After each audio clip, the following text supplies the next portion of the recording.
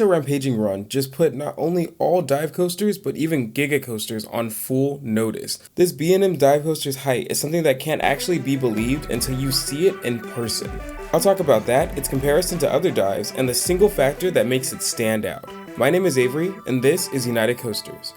Located at Six Flags Over Texas stands a replacement to the defunct 38-year-old intimate bobsled coaster Lava Bora, Tormenta Rampaging Run. In recent years, Six Flags has been on a spending spree from the Swiss manufacturer, starting with the Wrath of Rakshasa at Six Flags Great America, and more recently Dr. Diabolical's Cliffhanger at Fiesta Texas. But those can't hold a flame to this 6-time record breaker. Placed in the revamped Spain section stands Tormenta Rampaging Run. With its top height of 309 feet, this classifies it as a giga coaster. Moreover, it stands in the top 10 of giga coasters at number 6, well, 7th if we count for Falcon's Flight's elevation change, and is currently the only one on this list with inversions.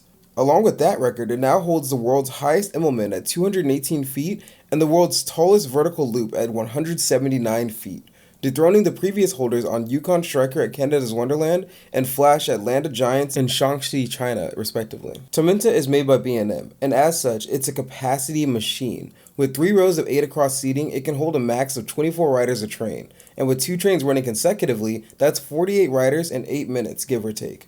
I'm about to get into the breakdown and my impressions while riding it, but before I do that, if you're a fan of roller coasters, consider subscribing. You start off by exiting out of the station over the queue line and take a swooping 180-degree turn to start your ascent on the 309-foot lift hill.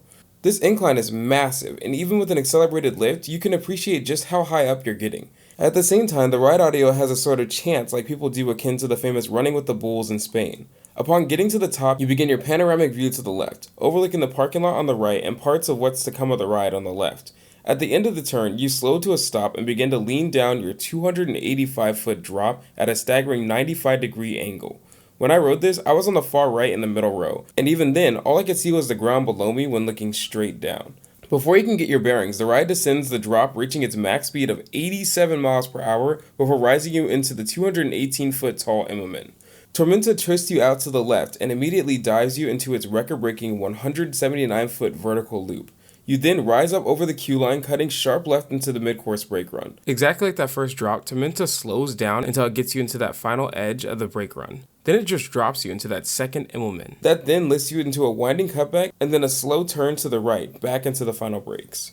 Tormenta is approximately a 2-minute ride, but it's 2 minutes full of anticipation and pure adrenaline. From my ride experience on it, the B&M rattle that most enthusiasts talk about on rides like this was at a bare minimum. For those who rode Cliffhanger at Fiesta Texas and thought it rattled a lot on its transitions, Tormenta rides butter smooth. And since we're doing comparisons, unlike both Cliffhanger and Wrath of Rakshasa, Tormenta falls somewhere in the middle when it comes to its 4 inversions, with Cliffhanger having 2 and Rakshasa having 5. But what it lacks in flips, it dominates in total track length, with almost 4,200 feet. And of course, the height is a huge factor, with it being nearly 130 feet higher than Rakshasa and over double the height of Cliffhanger. In fact, and this is one of my favorite moments on Tormenta, the second drop is at a height of 150 feet, the exact height of Cliffhanger's first drop. So not only did Tormenta create another excuse for you to go to Six Flags Over Texas, it literally doubled the excitement that Cliffhanger brought to its park. However, I believe that Cliffhanger does a better job at its theming. Tormenta doesn't have an indoor queue with pre-shows like Cliffhanger,